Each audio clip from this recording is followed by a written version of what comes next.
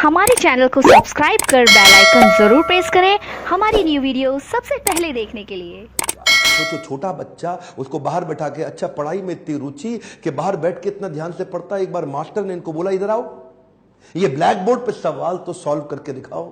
अच्छा, ये black board पे सवाल सॉल्व करने गया तो अचानक बच्चे चिल्लाए, मास्टर जी नीची जाति का है। और इतना ही नहीं, बच्चे चिल्ला के भागने लगे ब्लैक बोर्ड की तरफ। ये हैरान हुआ क्यों भागे, तभी देखा सारे बच्चों ने अपने अपने टिफिन उठाए, वहां से उठा के पीछे करने लगे, धक्का मारने लगे। क्यों? उनको डर था इसकी परछाई से इनका खाना अपवित्र ना हो जाए। ऐसे कई छोटे धक्के इसको लगी। पानी एक बार कुएं से क्या पी लिया, इतनी मार पड़ी इसको, इतना फिजिक, एक छोटे बच्चे को सहनी पड़ी इतनी मार। एक बार रिक्शे वाले ने रिक्शा से उतार दिया, बोला तू नहीं बैठेगा रिक्शे में। क्यों? क्योंकि रिक्शे वाले को बीच में पता लगा कि ये नीची जाति का है, और उसके बाद उससे बोला तुझसे डबल पैसा लूंगा, और फिर रिक्शा भी अब तू चलाएगा। वो नीचे चलने लगा, रिक्शा भी। जानते हैं उस समय केवल छूने से नहीं, परछाई सबसे दिक्कत थी इनकी। और परछाई तो छोड़िए, इनकी आवाज सुनने से भी लोग सोचते थे कि अपवित्र हो जाए। ये जो आवाज से अपवित्र, परछाई से अपवित्र, छूने से अपवित्र, ये दर्द जो उनको सहना पड़ा, ये दर्द इनकी जिंदगी में बहुत बड़ा रोल प्ले किया आगे चल के इनकी लीडरशिप को बिल्ड करने में।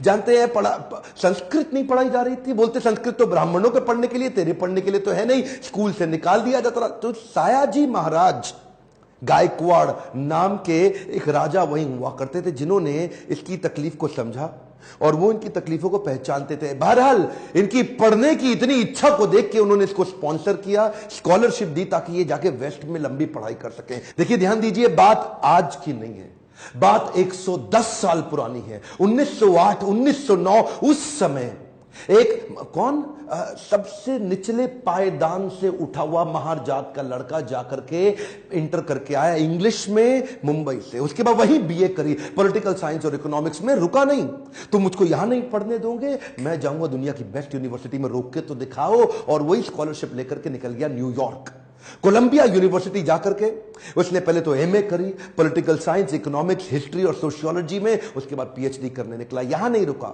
लंदन स्कूल ऑफ इकोनॉमिक्स चला गया। लंदन स्कूल ऑफ इकोनॉमिक्स जाकर वहां एमएससी किया, उसके बाद लॉ की पढ़ाई किया, फिर उसके बाद डॉक्टरेट किया, किताब के ऊपर अपनी थीसिस लिखी। ये वही किताब थी जिसके ऊपर आगे जाकर के रिजर्व बैंक ऑफ इंडिया को बनाया गया। महाराजा और बड़ौदा से उनका प्रेम इतना था ना, वो जो सायाजी गायकवाड़ जिन्होंने इनको स्कॉलरशिप दिया था, पढ़ने में इनकी मदद करी थी, दुनिया भर में पढ़ के उनका प्रेम भूले नहीं, वापस उनके पास आ गए। बोला आप दुनिया भर में पढ़ के आए हूं, आपकी सेवा में आना चाहता हूं। तो उनको मिलिट्री सेक्रेटरी की नौकरी दे दी गई, और उस समय ये नौकरी बड़ी मानी जाती थी। अब ये बड़ी पदवी पे तो आ गए थे, लेकिन वो छुआछूत ने इनका पीछा थोड़ी छोड़ा।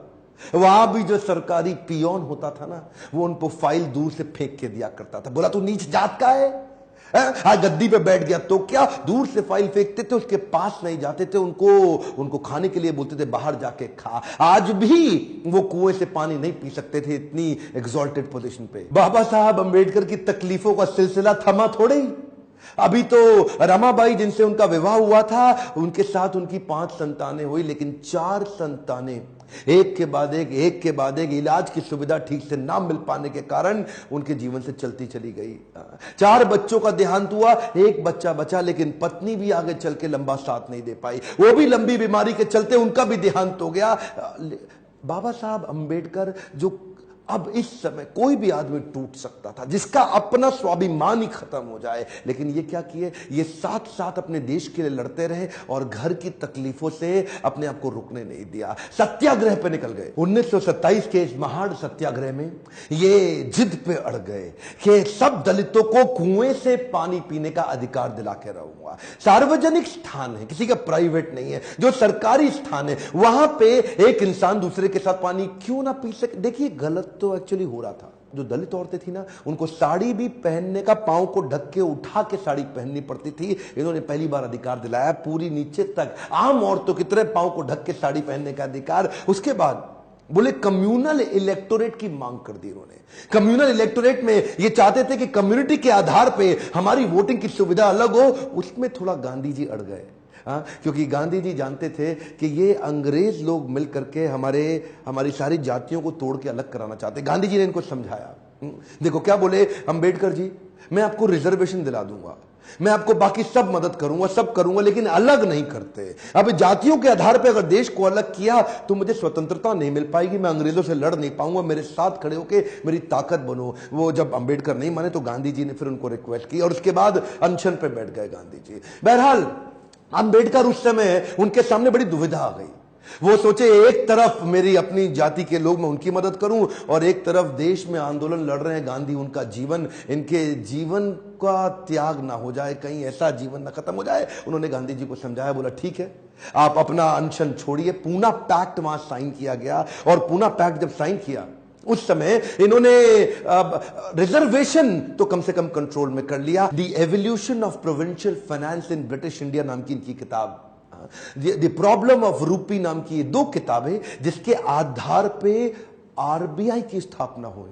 मैं दोबारा बोल दूं क्या, इन्होंने जो किताबें लिखी उसके आधार पे आरबीआई की स्थापना करी गई। कैन यू इमेजिन, भारत के सबसे निचले पायदान से आया एक यंग लड़का जिसकी कोई मदद करने वाला नहीं, आज उसकी बुद्धि पे आधारित हमारे कॉन्स्टिट्यूशन की स्थापना भी की जाएगी। इनकी ज्ञान, बुद्धि और कौशल का लोहा इंडियन लीडर्स और ब्रिटिश लीडर्स दोनों मानते थे। 1947 में भारत आजाद हुआ और गांधी जी के पास नेहरू अपनी पूरी कैबिनेट की लिस्ट लेकर के आए। जब नेहरू, जो कि स्वतंत्र भारत के पहले प्रधानमंत्री होने वाले थे, पूरी कैबिनेट की लिस्ट लेके पहुंचे और बताया कि देखो इनको मैं तो तभी गांधी ने पूछा इसके अंदर बाबा साहब अंबेडकर का नाम कहां है, और वहीं थोड़ी उनकी बहस हुई और गांधी ने बोला कि नेहरू ये तुम्हारी कैबिनेट नहीं है, ये आजाद भारत की कैबिनेट है। तभी उनको कानून मंत्री के रूप में लिया गया और न केवल कानून मंत्री बल्कि तुरंत जो ड्राफ्टिंग कमेटी थी इंडियन कॉन्स्टिट्यूशन की, उसका चेयरमैन भी बना दिया गया। इनकी इंटेलिजेंस के आगे कोई कुछ बोल नहीं सकता था। जो इनसे सहमत थे, असहमत थे, दोनों जानते थे कि इस आदमी में बुद्धि बहुत है। बहरहाल मन तो है।